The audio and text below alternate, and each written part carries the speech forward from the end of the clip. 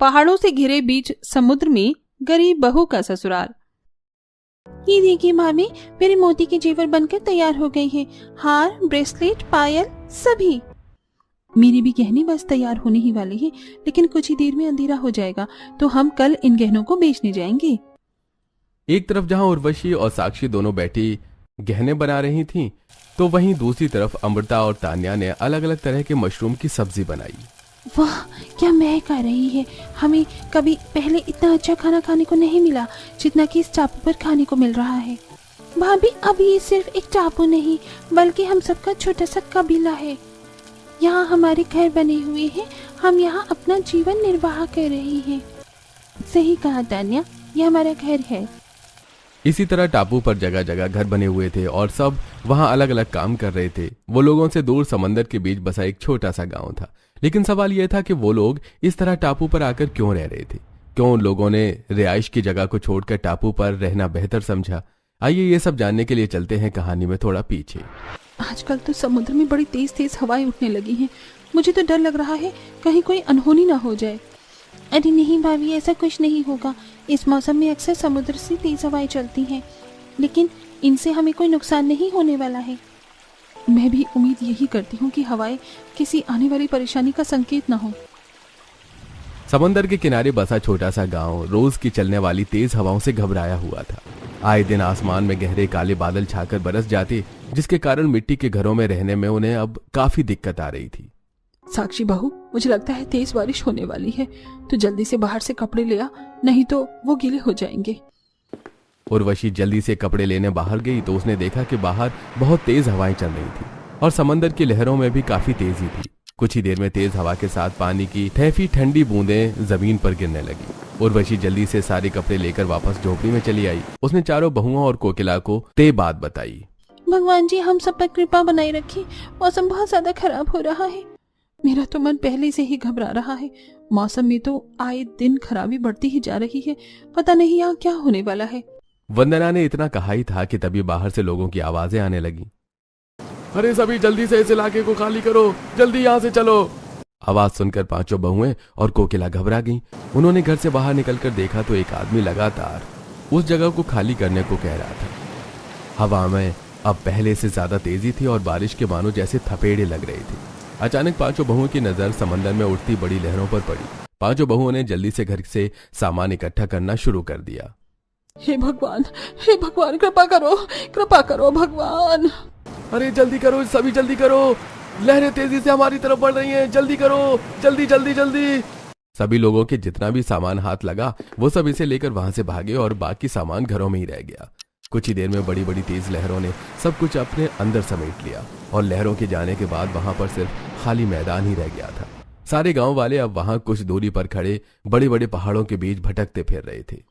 हे भगवान, हमारे बेटे और पति जब घर वापस आएंगे तो घर की जगह खाली मैदान देखकर उन्हें कैसा लगेगा। माँ जी, अब रोइए मत, सब ठीक हो जाएगा। ये तो भगवान की कृपा है कि हम में से किसी को भी चोट नहीं आई। अगर समय पर हमें पता नहीं चलता तो हम सबको भी वो बड़ी लहरें निकल जाती। सभी गांव वाले बेबस होकर एक पहाड़ की ओट में बैठ गए। उनके पास जो थोड़ा बहुत सामान था उन्होंने उसी से वहीं बैठकर अपना खाना बनाया। कुछ ही देर में कोकिला के पांचों बेटे और उसका पति सुभाष उन्हें ढूंढते हुए वहां पहुंचे। ये सारा मंजर देखकर उनकी आंखों में आंसू भर आए। भैया, हमसे हमारा सब कुछ छिन गया। वो दुष्ट लहरें सब बहा कर ले गई। तू रो मत छोटी, अब हम आ गए हैं ना, हम सब कुछ ठीक कर देंगे। सारे गांव ने कुछ ही देर में पहाड़ की ओट में समय बिताया कि तभी अचानक पहाड़ से छोटे छोटे पत्थर गिरना शुरू हो गए। ये आसमान से इतने सारे पत्थर क्यों बरस रही है? आसमान से पत्थर, क्या कह रही हो अमृता भाभी? धीरे धीरे पत्थरों की संख्या बढ़ने लगी, जिसे देखकर सभी गांव वाले घबरा गए। अरे सभी चलो यहाँ से, वरना सब मारे जाएंगे। सभी गांव वालों ने फिर से तेजी से सामान इकट्ठा करना शुरू कर दिया। जल्दी करो, सामान छोड़ो, जल्दी करो, अरे वरना हम पत्थरों के नीचे दब जाएंगे, जल्दी करो। सभी हाथ में जितना सामान आया वो उसको वहां से लेकर भागे और कुछ ही देर में पहाड़ों में आए भूकंप से बड़े बड़े पत्थर आकर गिरने लगे और उस जगह को पूरी तरह से ढक दिया जहां वो कुछ देर पहले बैठे हुए थे। गांव वाले पहाड़ों के बीच से भागते हुए निकल रहे थे। कुछ समय बाद पत्थर गिरना बंद हुए और गांव वाले भी पहाड़ों के बीच से खुले आसमान में निकल आए। अरे नहीं, आगे तो सिर्फ समंदर है, हमारे यहाँ तक आना बेकार रहा, अब हम इससे आगे नहीं जा सकते। तो क्या अब हमें यहाँ से वापस जाना होगा? नहीं, वापस जाना खतरे से खाली नहीं है, और वैसे पत्थरों के गिरने से रास्ता बंद हो गया होगा। तो क्या अब हम पहाड़ों और समुद्र के बीच में फंस गए हैं? हे भगवान जी, क्यों हम पर इतने जुल्म कर रहे हो? पहले वो लहरें हमारा सब ले गई और अब भूकंप की वजह हम इन पहाड़ों और समुद्रों के बीच में फंस गए हैं। सभी गांव वाले पूरी तरह से टूट चुके थे। वो सभी सिर पर हाथ रख के मुंह लटका कर बैठ गए कि तभी तान्या को कुछ दिखाई दिया। क्या वो कोई टापू है? तान्या, हम इतनी मुश्किल से फंसे हुए हैं और तुम टापू देख रही हो। अगर वो कोई टापू है तो हम वहाँ जाकर रह सकते हैं। मुझे लगता है बहू को इस सब का गहरा सदमा लगा है, इसीलिए ऐसी बहकी बहकी बातें कर रही है। नहीं माँ, मुझे लगता है तान्या ठीक कह रही है, क्योंकि ना तो हमारे पास कोई आगे रास्ता है और ना ही पीछे। तो क्यों ना हम उस टापू पर ही जाकर देखें, हो सकता है हमें वहाँ कुछ समझ आ जाए। कौन उस टापू तक जाने से हमारा साथ देगा? इस पर आधे से ज्यादा गांव के लोग पीछे हट गए और फिर बाकियों के साथ मिलकर कोकिला के परिवार ने टापू तक जाने के लिए तैयारी करना शुरू कर दिया। हमें वहां तक पहुंचने के लिए मजबूत लकड़ियों के बांध बनाने होंगे, उसके बाद हम वहां तक पहुंचेंगे। सभी गांव वालों ने मिलकर पास खड़े पेड़ों से लकड़ियां तोड़कर इकट्ठा करी और फिर छोटे कपड़े और रस्सियों से बांधकर उन्हें उनके कुछ बांध तैयार किए। सभी गांव वाले उन बांधों पर चढ़े और धीरे धीरे लकड़ी का सहारा लेते हुए टापू की ओर जाने लगे। हे भगवान, बस अब कोई अनहोनी ना हो जाए, हमें सुरक्षित उस टापू पर पहुंचा देना। फिक्र मत करिए माँ जी, इस बार हमारे साथ कुछ नहीं होगा, हम सुरक्षित टापू पर पहुंच जाएंगे। टापू तक तो हम पहुंच जाएंगे, लेकिन पता नहीं वहां जाकर हमारे कुछ हाथ भी लगेगा या नहीं। मुझे इस बात को सोचकर ही चिंता हो रही है। धीरे धीरे करके बांधों के जरिए सभी गांव वाले टापू तक पहुंचे। वो टापू जितना दूर से दिखाई दे रहा था उसके मुकाबले उसका आकार काफी बड़ा था। अरे, दूर से तो काफी छोटा वो लग रहा था। मुझे तो लगा था इस पर मुश्किल से 10 लोग ही आ पाएंगे। हे भगवान, जब देखो वही अनोखी बातें। ये टापू है, कोई नाव नहीं जो इस पर सिर्फ 10 लोग आएंगे। हम अभी 3-3 लोग इकट्ठा होकर उस टापू को ठीक से देखते हैं। सभी गांव वालों ने 3-3 का समूह बनाकर टापू को ठीक से देखना शुरू किया। उन 3 लोगों के समूह में तान्या, अमृता और उर्वशी का भी समूह था। वो तीनों भी टापू को देखती हुई आगे बढ़ रही थी और बढ़ते बढ़ते तीनों टापू के अंदर बने एक तालाब तक पहुंच गईं। जैसा मैंने सोचा था, यहाँ पर एक तालाब भी होगा, इससे हम खाने पीने के पानी ले सकते हैं। लेकिन तान्या, पानी तो हम समुद्र से भी ले सकते हैं ना? वहाँ तो पहले से ही इतना पानी है, तो फिर हमें यहाँ तक आने की क्या जरूरत है? हे भगवान अमृता, तुम अभी भी बच्ची हो क्या? क्या तुम्हें पता नहीं समुद्र का पानी कितना खारा होता है? हम उस पानी का इस्तेमाल खाने पीने के लिए नहीं कर सकते। लेकिन हमें बहुत सावधान रहना होगा, यहाँ मगरमच्छ भी हो सकते हैं। मगरमच्छ का नाम सुनते ही अमृता बहुत डर गई और वहां पर दोबारा आने से मना करने लगी। तीनों बहुत सावधानी से वापस टापू के अंदर से बाहर आई और फिर उन्होंने सबको वहां से तालाब के बारे में बताया। अंधेरा होने से पहले ही सभी लोग एक साथ इकट्ठा हो गए और उन्होंने अपने लाए हुए कुछ सामान से आग जलाकर उजाला किया। इस तरह तो हम यहाँ नहीं रह पाएंगे। फिक्र मत करो वंदना, हम अभी यहाँ पहुंचे, हम कल फिर से कोशिश करेंगे और हमें कोई ना कोई रास्ता तो मिल ही जाएगा। सभी लोग कल से उम्मीद लगाकर वहीं पत्थरों से लगकर सो गए, लेकिन किसी को भी वहां ठीक से नींद नहीं आई। अगले दिन सूरज की पहली किरण निकलते ही उठ गए और फिर उन्होंने काम करना शुरू किया। भैया, भूखे पेट मुझसे काम नहीं हो पा रहा है। हाँ भैया, हमने कल रात से कुछ भी नहीं खाया, ऐसे में हमारे हाथ चल ही नहीं रहे हैं। मैं तुम्हारी बात समझता हूँ, लेकिन हम यहाँ क्या खाएंगे? यहाँ पेड़ों पर अभी कोई फल भी नहीं लग रहे हैं। हम मशरूम पकाकर खा सकते हैं या फिर मछली। मछली का नाम सुनते ही सबके कान खड़े हो गए। कौशल की बात सही थी, वहां पर मछली पकड़ना समंदर के किनारे से मछली पकड़ने से काफी बेहतर था। सभी ने लकड़ियों की कटाई छोड़कर जाल डालकर पहले मछलियां पकड़ना शुरू किया। वो वहां पर आसानी से मछली पकड़ पा रहे थे। अरे वाह, यहाँ तो कितनी आसानी से मछलियां पकड़ी जा रही हैं। सही कह रहे हो गौरव, मुझे तो पता था कि मछली पकड़ना इतना आसान हो सकता है। जाल में काफी सारी मछलियां फंस गईं और फिर सभी उन्हें लेकर अपनी पत्नियों के पास पहुंचे और उनसे मछलियां पकाने को कहा। सभी ने मिलकर अपने लाए हुए थोड़े सामान से मछलियों को पकाकर खाया। इसी तरह धीरे धीरे करके उन्होंने लकड़ियां काट कर अपने छोटे छोटे घर बनाए और वहीं से मछली और मशरूम लेकर खाना बनाया। अब धीरे धीरे वो उस टापू पर अपनी जगह बसाने लगे। अब हमारे पास सामान कम है, इससे पहले ये सामान पूरी तरह खत्म हो हमें इंतजाम करना होगा। लेकिन भैया सामान तो शहर या फिर किसी गांव से लाना पड़ेगा और उसके लिए तो हमारे पास पैसे भी नहीं है। हम यहाँ से मछली पकड़ेंगे और लेकिन अरे हाँ, हम यहाँ लकड़ी की मदद से नाव भी तो बना सकते हैं जिसके सहारे हम समंदर के किनारे जाएंगे। इसके बाद हम अपनी मछलियों को बेचकर कुछ पैसे कमाएंगे जिससे हमें चीजों की कमी महसूस नहीं होगी। सागर की बात सभी को ठीक लगी और फिर उन्होंने वैसा ही किया। पहले सभी ने नाव बनाई और फिर मछली पकड़ी और किनारे तक गए। वहीं बहुओं ने मिट्टी से चूल्हे और बर्तन बनाकर सुखाए। बर्तन बनाते समय अमृता की नजर एक सिप्पी पर पड़ी। अरे ये तो वही है ना जिससे मोती निकलते हैं। चारों बहुओं ने ये सुनकर सब तरफ नजर दौड़ाई तो उन्होंने देखा कि कुछ ही दूरी पर पत्थरों के बीच काफी सारी सीपियां पड़ी हुई थी। अरे हाँ, ये तो सच में सिपियां हैं, लेकिन जरूरी नहीं कि इनमें मोती भी हो।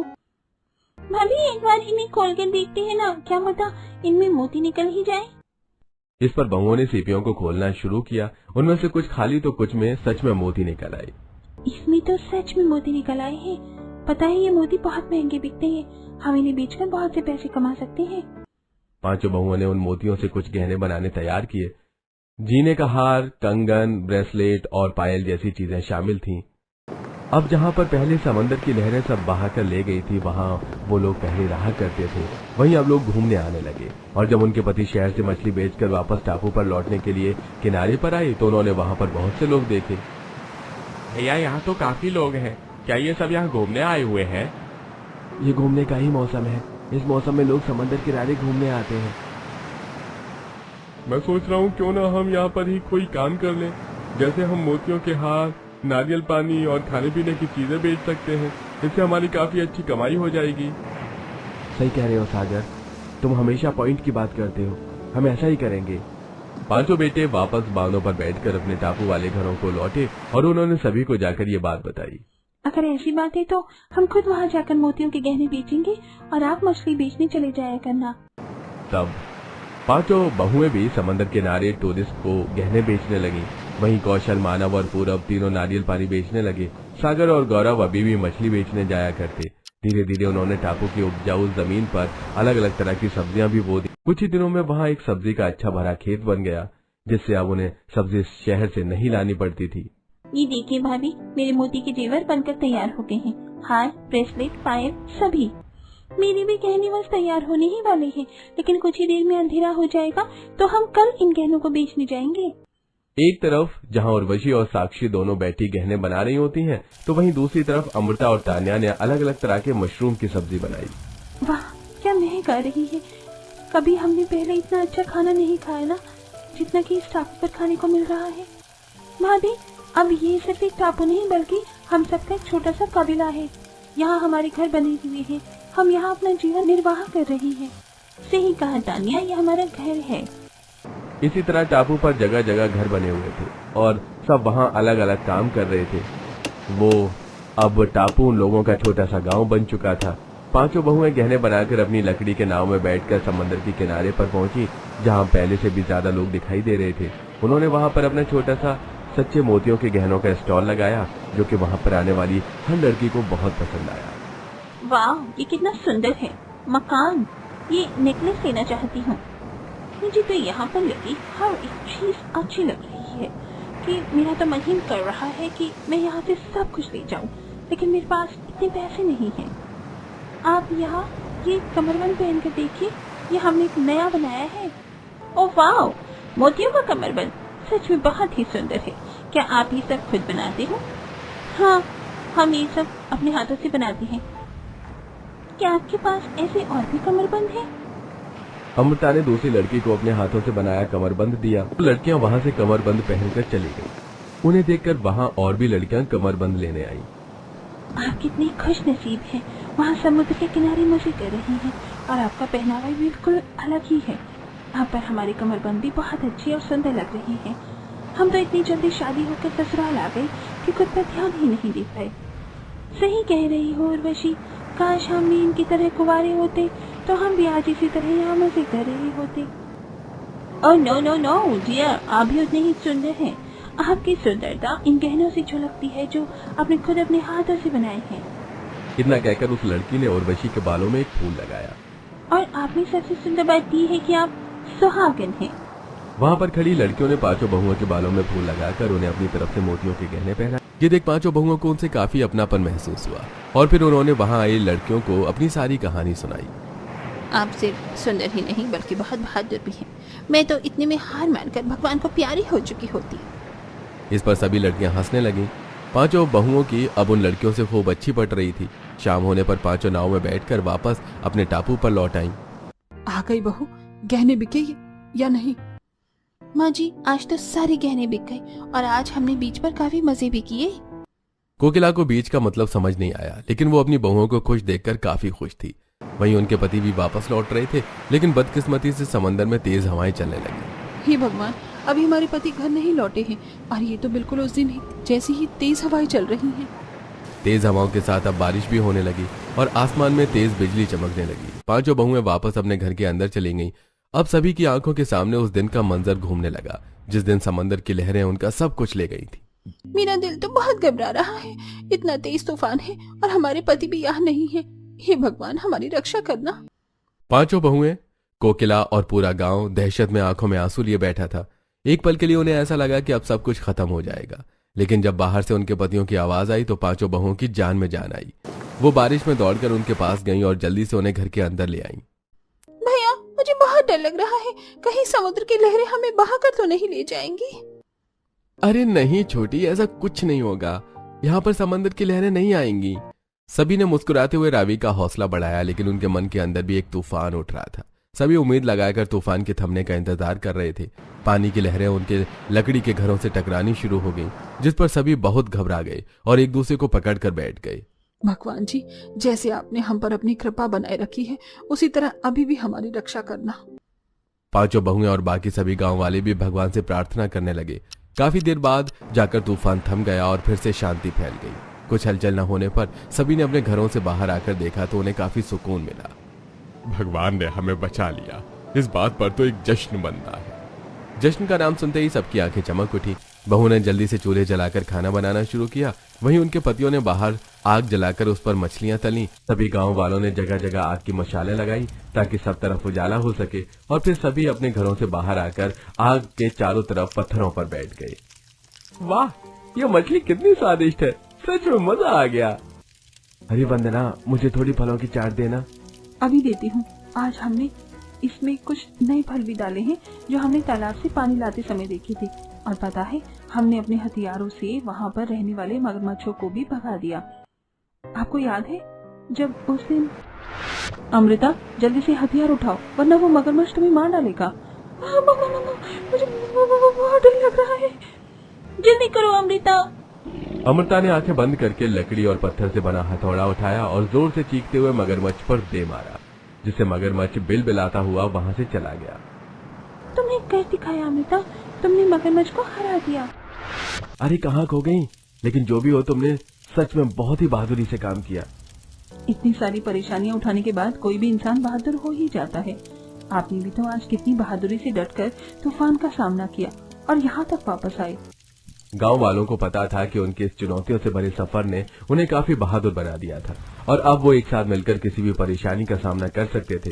सभी ने उस रात खूब मजे किए, खाया पिया, नाचा गाया और अपनी बहादुरी का जश्न मनाया।